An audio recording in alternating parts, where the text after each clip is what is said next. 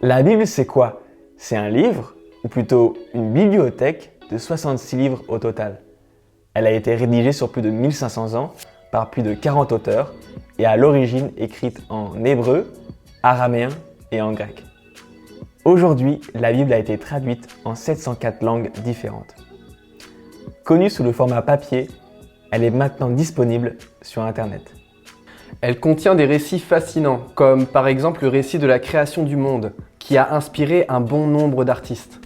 Ou celui de Joseph, l'Hébreu qui fut vendu en esclavage par ses frères jaloux.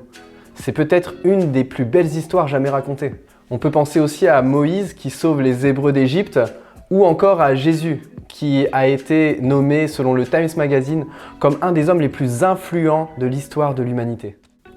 La Bible contient donc une diversité de récits, mais on peut y voir aussi une unité, ce qui en fait un livre particulier, car l'ensemble des récits pointe vers une personne, Jésus-Christ. Mais finalement, qu'est-ce que ce livre a de particulier?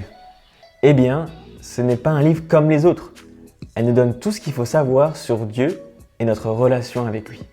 C'est Dieu qui a inspiré aux auteurs ces récits dont ils sont, pour une bonne partie d'entre eux, des témoins directs. C'est pour ça qu'elle est appelée « Parole de Dieu ». C'est Dieu qui parle directement aux hommes et femmes de toute époque. Vous me direz, d'accord, pourquoi pas, mais en quoi ça me concerne? Dans un monde en quête de sens, la Bible nous présente le chemin sur lequel les hommes et les femmes sont invités à marcher à la suite de Jésus. Elle explique comment mener une vie saine dans nos relations avec les uns et les autres. Elle nous donne un but et la joie de vivre. La Bible nous aide aussi à trouver notre place dans l'Église. L'Église, c'est une communauté de personnes aimantes. C'est une famille. Et c'est un groupe qui se veut sécurisant et idéal pour croître sous le regard de Dieu. Finalement, la Bible nous donne un regard juste sur la vie humaine.